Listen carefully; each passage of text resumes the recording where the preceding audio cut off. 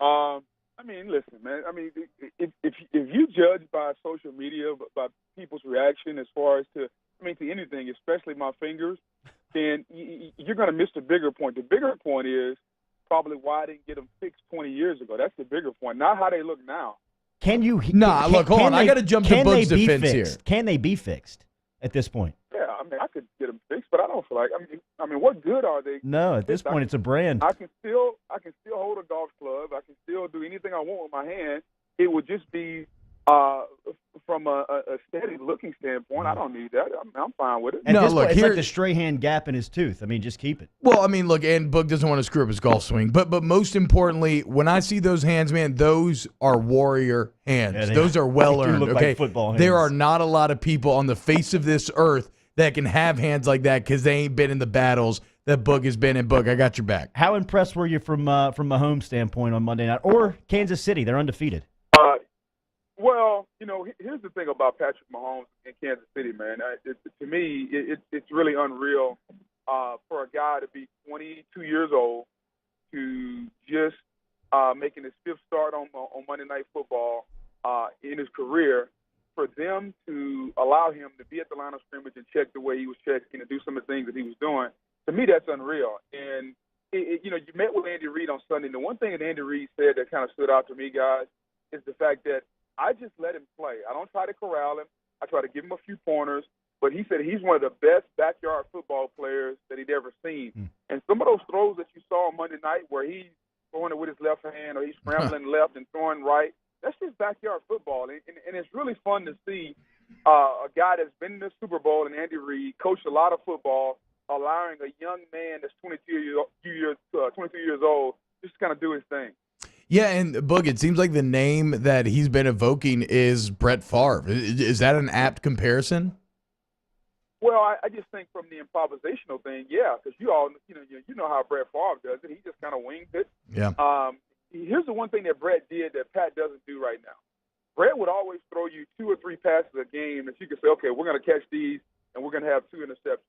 Pat really doesn't do that, man. I mean, he's pretty careful with the football, and he just makes some throws that make you go, wow. And I think, if you watch some film on him, which I had, you saw this. My whole thing was I wanted to see, could he do it when in a hostile environment, when he was down and the game wasn't going his way? Yeah. And to me, he faced a little adversity. They were down 10, middle of the third quarter, Mile High was rocking, and, Case Keenum was making plays. And all of a sudden, there was a picture of Andy Reid on the sideline where he did something that I'm not sure if you guys noticed. Normally, head coaches never go sit on the bench. Andy Reid went and sat on the bench next to Patrick Mahomes, and it was almost as if he was saying, all right, kid, first time we've been here, talk to me, what are you seeing? And from that point moving forward, Patrick Mahomes kind of came out and just lit it up. And so they're growing with him. The organization is definitely all in on Pat Mahomes. I think they can win a ton of football games. I just don't know if they can win to the level that they're winning now consistently until their defense gets a little bit better, because that defense is terrible. Booger Mcfarland every Wednesday here, part of the Monday Night Football crew, 104.5 ESPN Baton Rouge, 100.3 ESPN Radio down in New Orleans, brought to you by Central Plumbing Company. All right, you guys headed south to see Breeze, the Saints, and the Washington Redskins. It sets up perfectly for the schedule and you guys on Monday night with potentially Breeze going for 201 yards the last 11 games. He's gone for over 201 yards. When you just look at the matchup and where the Saints are at the leaders of the NFC South going into Monday night, how do you feel about it? Well, I think if you're New Orleans, you got to feel pretty good. Drew Brees has been playing well. Defensively, they played really, really well against the Giants. They didn't allow Saquon Barkley to get off. That's going to be key. We got with Adrian Peterson coming in here, coming to New Orleans. But as far as Drew Brees at offense, it's going to be really interesting to me to see how they kind of wind Mark Ingram back into the fold. I mean, he's so excited. He met the team at the airport at like 12:01 a.m. I'm not really sure why he did that, but okay. So now we're excited that you're back. So now how do they implement him into the offense? Alvin Kamara should kind of get back to his normal role of I'll get about 8 or 10 carries. I'll get about 7 or 8 catches, maybe a return or 2. If Alvin Kamara gets 20 to 22 touches a game in different variations, you should feel pretty good. But I just want to see, are they going to give Mark Ingram the ball in the backfield 10 or 15 times? Because now, to me, this is the first time you see the real New Orleans Saints that we saw last year. They can be physical. They can run the ball. Now you get your play action involved. And I think now the offense can start to get a glimpse of what we saw last year. So I'm looking forward to it.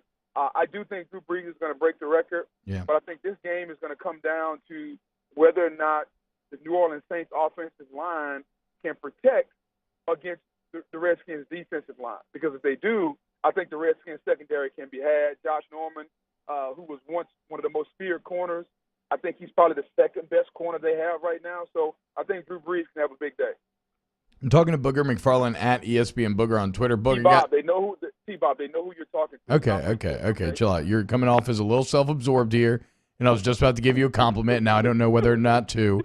All I'll say is this. I had somebody stop me and talk about how amazed they were that you can sound so smooth while you're hurtling up the sidelines at like 20 miles an hour. Like you can't even tell you're moving around in that little spaceship contraption. One more on the Saints here, Boog. Up until this point, the teams they beat, I think, have a combined record of 5-10-1. The teams over the next four, you're looking at 10-3-1. How do you feel the Saints are going to fare going up against these next four games where you got three division leaders and then the Vikings who have maybe underperformed up to this point? Well, it's going to get tougher. I think we all understand that. This is still the NFL. So even when you play what some deem maybe the worst team in the NFL, the Cleveland Browns, I think the Cleveland Browns will be a tough out right now with Baker Mayfield. Yeah, definitely. So we're not going to poo-poo the record just because the guys they played aren't very good. What we're going to realize is that the competition is going to get stiffer, and when it does, now your best players have to start to play better. Okay, Marshawn Lattimore has to continue to play better. First game of the year against the Buccaneers didn't play as good. All of a sudden here lately, he's starting to pick it up a little bit. Yeah. Davis, the linebacker, is starting to flash a little bit. Okay, I need to continue to see their best players overall. We know what Michael Thomas is. He's maybe the most underrated receiver in football. Mm-hmm. But when we talk about who the best receivers are, the first thing people go to, Julio, Antonio Brown, Odell Beckham, A.J. Green. Nobody really mentions Michael Thomas. I think Michael Thomas is the top 5 receiver in football, and he doesn't get the recognition. So, to me, the Saints are in really, really good position, especially with Mark Ingram coming back, relatively healthy. I think they're going to be pretty good over this next 4 or 5 game stretch. Last one, Boog. We'll get you out of here. You saw Earl Thomas getting carted off the field and shooting the bird at his sideline. You thought what? Just a lot of emotion. I think, he's going to regret that gesture at some point, whether it's a month or 2 down the road. But I understand the emotion and the frustration, and you have to understand why. He's the 6th highest paid safety in football, and when teams deem you expendable, they'll cut you as far as you're making too much money. However, when you're underpaid, teams don't want to renegotiate. Yeah. And that's just the imbalance in the NFL. And so Earl went to the Seahawks this offseason and says, hey, I've outplayed the contract. I got 1 year left. How about, give me a little bump up or give me a new deal? And they said, nah, we're not going to do that. And he's like, okay, well, I'm not coming. I think the mistake or the emotion came in because Earl Thomas made the decision to come in, unlike Le'Veon Bell, and he got hurt. And Le'Veon didn't come in, and Le'Veon didn't have a contract. So Earl had to kind of come in to get his money, whereas Le'Veon really doesn't have a contract. He's not getting fined. And so the emotion of the situation really, really boiled over. And so that's what you saw in the gesture. But I think everybody in the NFL, in the NFL circles, understands the emotion. But I do think as a professional athlete, as a husband, as a father, he'll regret that at some point. See you Monday night, man. Thanks for the time this morning. Anytime, man. Take it easy. Take it easy, Booger. Keep losing.